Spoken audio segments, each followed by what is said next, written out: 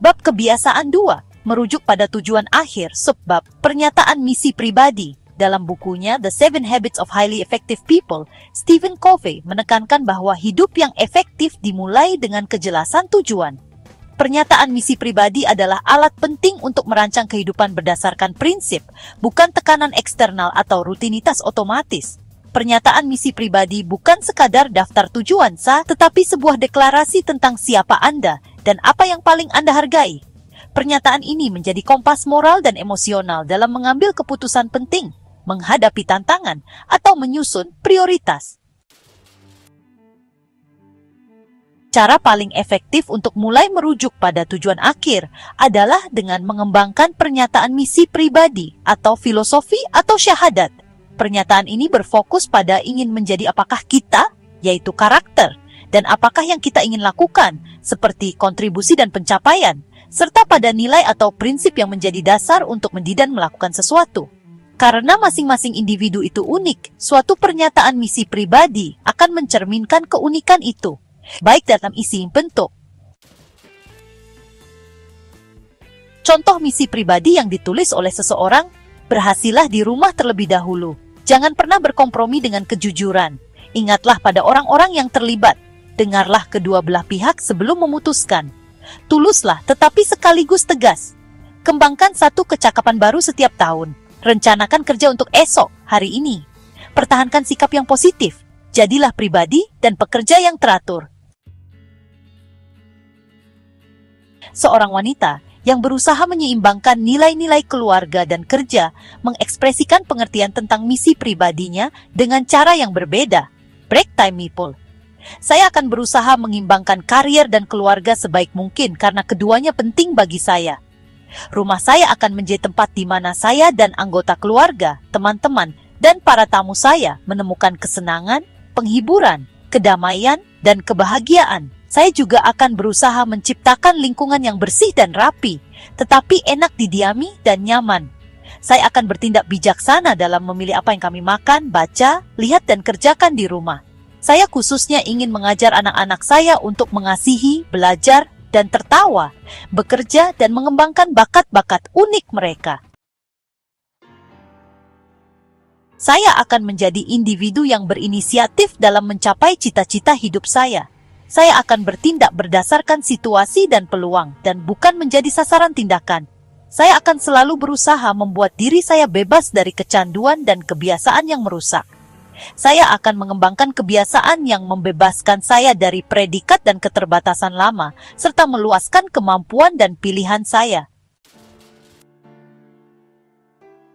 Kita dapat menyebut pernyataan misi pribadi sebagai konstitusi pribadi. Seperti Konstitusi Amerika Serikat, konstitusi pribadi ini secara fundamental tidak berubah. Selama lebih dari 200 tahun, hanya ada 26 amandemen.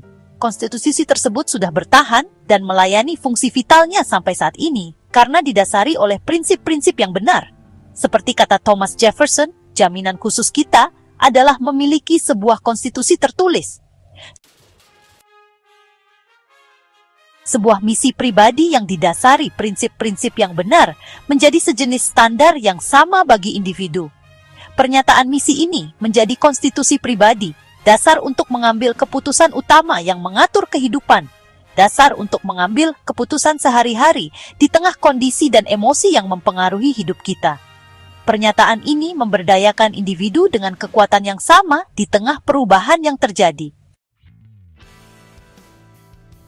Segera setelah kita merasa memiliki misi ini, kita akan memiliki sari dari proaktivitas kita.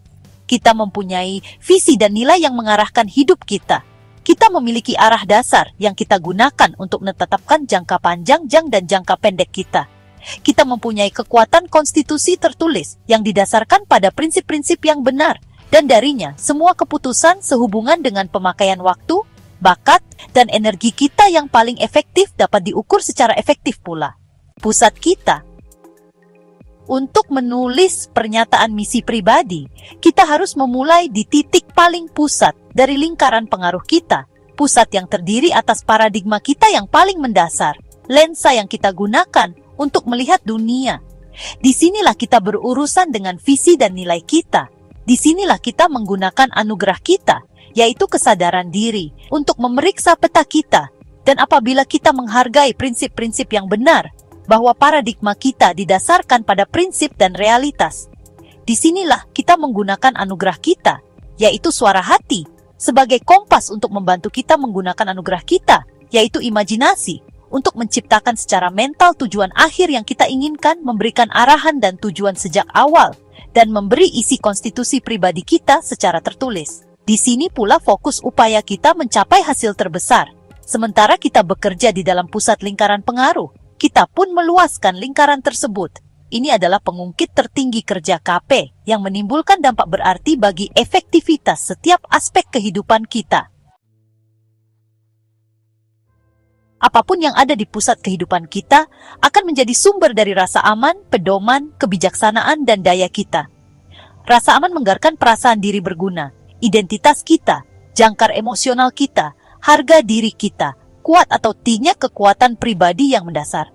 Pedoman berarti sumber arah hidup kita yang tercakup pada peta kita. Kerangka acuan internal kita yang menafsirkan apa yang terjadi di luar sana merupakan standar atau prinsip atau kriteria implisit yang mengatur pengambilan keputusan dan pelaksanaan saat demi saat.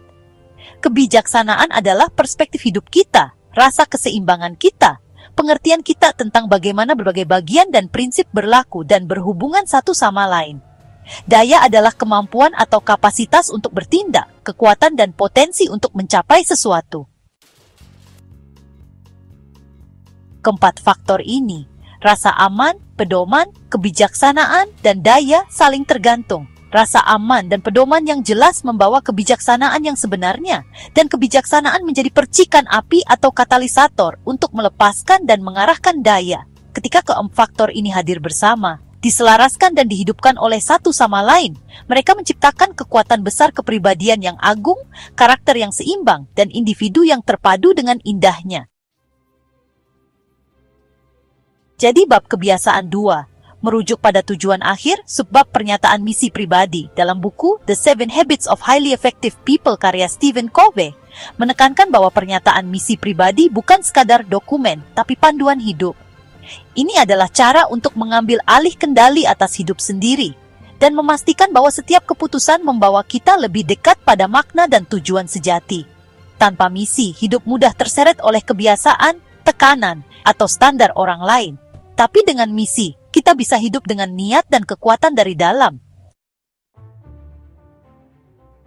Untuk mendapatkan buku The 7 Habits of Highly Effective People, karya Stephen Covey, klik tautan pada deskripsi video ini untuk melakukan pembelian secara online di bellbook.com. Bellbook.com adalah toko buku online yang sudah berdiri sejak tahun 2009 dan melayani pengiriman ke seluruh wilayah di Indonesia.